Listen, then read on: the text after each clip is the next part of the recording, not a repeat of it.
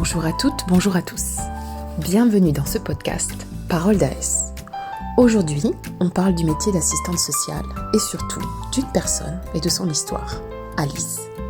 Vous allez faire la connaissance d'Annabelle, assistante sociale de l'assurance maladie, qui va entrer en détail dans ce processus incroyable qu'est l'accompagnement social. La bienveillance et l'empathie en sont les maîtres mots, mais ça veut dire quoi au juste ? La réponse dans cet épisode. Très bonne écoute. Pour commencer, je vous laisse vous présenter. Bonjour et tout d'abord merci de m'avoir proposé de réaliser ce podcast. Je suis Annabelle, je vais vous dire quelques mots de mon parcours professionnel. Je suis assistante sociale, diplômée depuis 17 ans. J'ai débuté au conseil départemental et j'ai travaillé pendant 13 ans. Et depuis 4 ans, j'interviens au service social de l'assurance maladie pour la CARSAT Languedoc-Roussillon. Annabelle, est-ce que vous pourriez nous dire en quelques mots en quoi consiste votre métier ? Ce qu'il faut souligner sur mon rôle d'assistante sociale de l'assurance maladie, c'est que le plus souvent, ce sont les assurés qui demandent à me rencontrer. Je n'interviens bien sûr qu'avec leur accord. Cela peut être à domicile, en permanence ou par téléphone. Je rencontre des femmes et des hommes comme vous et moi, qui font face à un problème de santé, qui vient bouleverser leur vie. Cette maladie peut se répercuter sur la vie professionnelle, familiale, personnelle, financière. Mon rôle est d'être présente, d'être auprès de ces femmes et de ces hommes qui ont besoin d'aide. Les écouter, accueillir leurs émotions, leur incompréhension parfois de la situation, répondre à des questions, les informer et les guider dans l'accès à leurs droits, les accompagner. Quelquefois c'est juste un coup de pouce et parfois je suis à leur côté pendant des mois pour les soutenir, les aider à retrouver confiance en eux, en l'avenir. Annabelle, on comprend la complexité de cette mission. Comment les choses se construisent finalement avec les personnes ? Comme vous le dites, l'accompagnement social se construit avec les personnes. J'essaie de m'adapter à l'humain qui est en face de moi, de considérer qui il est, comment il vit et comment il comprend sa situation. C'est-à-dire que je vais choisir les mots que j'utilise, je vais choisir les bons mots à adresser à la personne que j'ai en face de moi à ce moment précis, pour prendre soin d'elle et lui permettre d'appréhender et de s'approprier à sa façon l'information que je lui donne, la réflexion ou l'action que je lui propose. Souvent, il faut du temps, des pas en avant, des pas en arrière. Mon rôle, c'est aussi d'aider la personne à prendre ce temps et petit à petit d'essayer de lui donner des clés pour avancer. Chaque accompagnement social est singulier. Le cadre du secret professionnel, de l'assistance sociale, peut être sécurisant pour la personne. Et c'est ainsi qu'une relation de confiance peut s'établir. Dans votre métier, on parle souvent de vocation, comme dans le champ de la santé d'ailleurs. Ce sont des métiers très engagés et très engageants. Qu'est-ce que vous aimez ? Qu'est-ce qui vous plaît le plus finalement ? Ce que j'aime le plus dans mon métier, c'est toute la richesse et la diversité des rencontres humaines qui font que chaque accompagnement social est unique. J'ai la chance chaque jour de vivre et d'exercer mon métier différemment. Cette mission amène aussi des interrogations, des remises en question, des échanges et des partages de pratiques professionnelles avec mes pairs. Mon quotidien est très enrichissant et l'assistante sociale que je suis continue à chaque instant de se construire et d'évoluer. Et c'est très important pour moi de donner du sens à ce que je fais. Annabelle, on perçoit que les choses se construisent en fonction et pour la personne. Est-ce que vous pourriez nous expliquer dans le détail à quoi ressemble un accompagnement social ? Pour vous l'expliquer en détail, j'ai choisi de vous présenter l'accompagnement social d'Alice, une femme que j'ai accompagnée pendant plus de 2 ans et avec qui j'ai partagé des étapes importantes de son parcours. Je vais utiliser un prénom d'emprunt dans le souci de respecter le secret professionnel et afin de garantir son anonymat. Aussi, certaines informations de sa situation personnelle ne sont pas précisées dans ce podcast. Est-ce que vous pourriez nous en dire plus ? Comment s'est faite cette rencontre avec Alice ? Je vais tout d'abord vous parler un petit peu d'elle et ensuite de comment nous nous sommes rencontrés. Alice a 43 ans. Elle vit seule avec ses 3 enfants. Elle est locataire d'un appartement. Elle est aide-soignante. Elle travaille à temps partiel pour une association d'aide à la personne. En complément de son salaire, elle perçoit une prime d'activité et des prestations familiales. Alice est en arrêt maladie longue durée. En quelques mois, elle a subi plusieurs interventions chirurgicales en lien avec sa pathologie. Elle est fragilisée et préoccupée par son état de santé. C'est elle qui a sollicité le service social de manière spontanée. Lorsque je l'ai contactée par téléphone, nous avons défini ensemble les modalités de notre première rencontre. Elle avait des difficultés à se déplacer, je me suis alors rendue à son domicile. Dès le premier entretien, elle m'a exposé ses inquiétudes concernant sa perte de revenus en lien avec cet arrêt maladie et a évoqué ses difficultés financières. Qu'est-ce qu'il est possible de faire pour elle? J'ai écouté ses préoccupations et je suis partie de sa demande pour l'accompagner. Nous avons fait ensemble un point de sa situation financière et administrative. Et à partir de ses besoins et de ses questions, je l'ai conseillée, informée, accompagnée, guidée dans l'accès à ses droits. Nous avons avancé ensemble à son rythme. Pour commencer, j'ai constitué une demande d'aide financière auprès de la CPAM, car elle a une perte de revenus importante dans le cadre de cet arrêt maladie. J'ai aidé à la constitution d'un dossier de couverture santé solidaire et je l'ai également orientée vers une association caritative pour un colis alimentaire. Au fil des entretiens, une relation de confiance s'est établie. Elle a pu s'exprimer sur sa situation familiale difficile. Et suite à nos échanges, elle a cheminé et a décidé de demander l'allocation de soutien familial auprès de la CAF et d'engager des démarches auprès du juge des affaires familiales. L'accompagnement que vous proposez passe par différentes étapes avant de pouvoir aborder la question centrale et cruciale de la santé d'Alice et de ses conséquences. Comment vous y prenez-vous? Il est vrai que la santé est abordée différemment selon les situations. Pour Alice, l'arrêt maladie est devenu de plus en plus pesant. C'est difficile d'accepter de ne pas se rendre sur son lieu de travail, d'être absente pour ses patients. Elle culpabilisait vis-à-vis de ses collègues, de rester à la maison toute la journée. Et elle s'inquiétait pour sa santé. Elle se sentait diminuée et avait besoin d'aide pour certaines tâches du quotidien.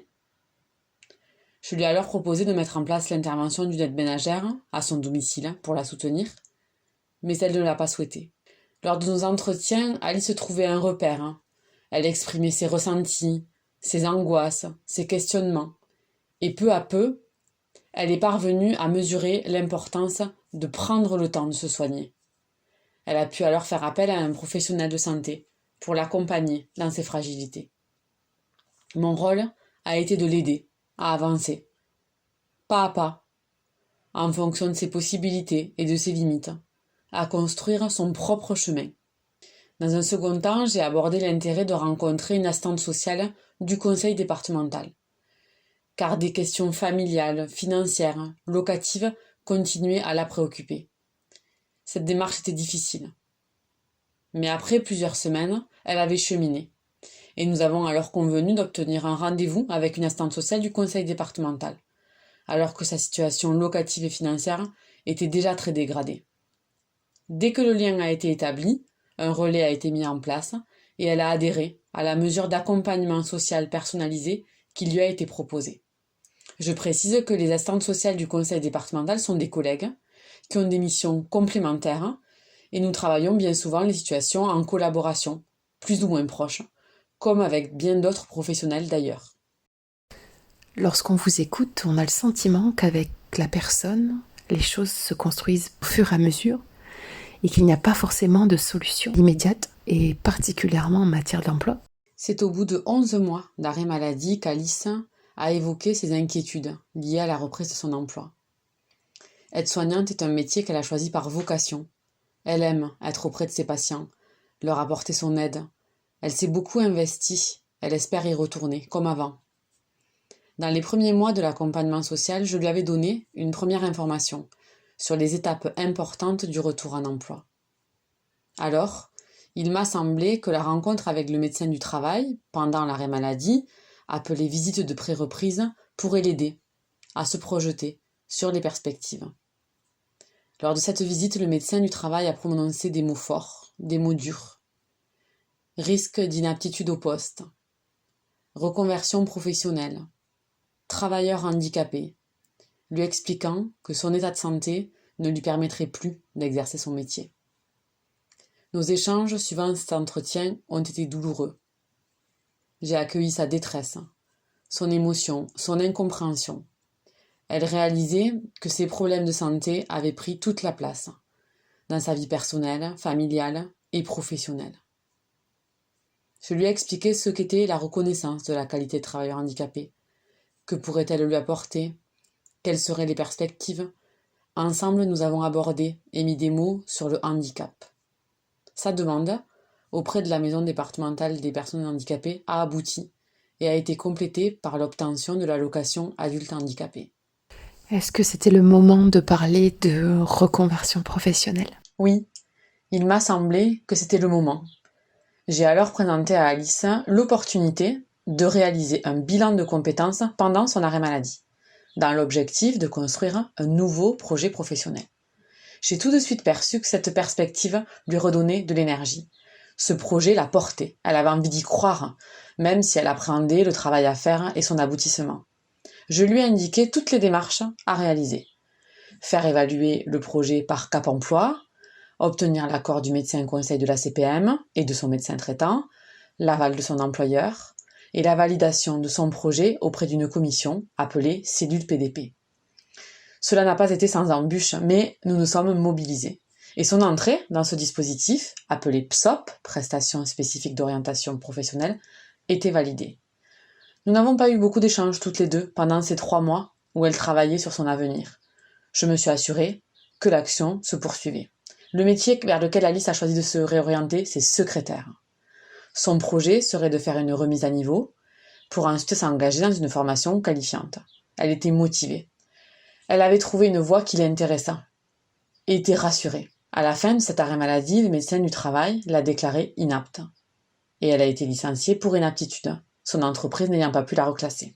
Avec le temps, elle s'était préparée. Elle a été aidée par l'inspection du travail dans la rupture de son contrat qui a été compliquée avec son employeur. Puis, elle s'est inscrite comme demandeur d'emploi. Aujourd'hui, après plusieurs mois d'accompagnement, où en est Alice? Le contexte sanitaire de l'année 2020 a ralenti sa reconversion professionnelle.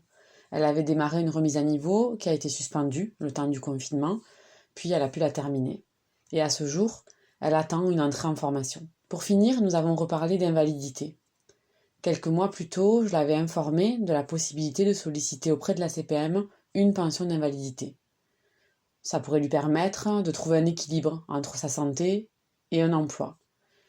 Elle n'a pas fait cette demande car elle avait envie de se tourner pleinement vers son nouveau projet professionnel.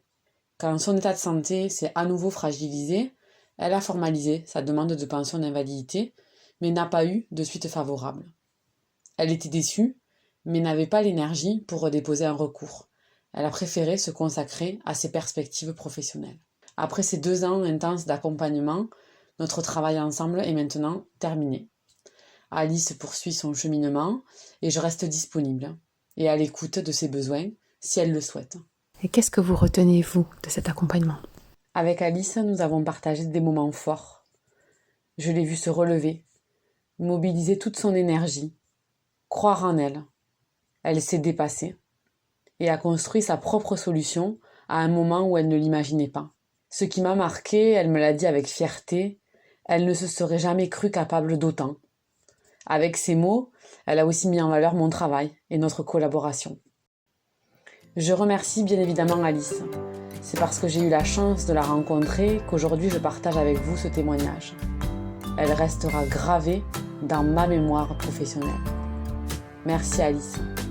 Merci de m'avoir fait confiance, d'avoir partagé votre histoire, vos doutes, vos compétences, votre énergie. Merci Alice, merci Annabelle de nous avoir permis de mieux connaître ce qu'est ce fabuleux métier d'assistant de service social. Merci à toutes et à tous d'avoir écouté ce podcast et à très bientôt.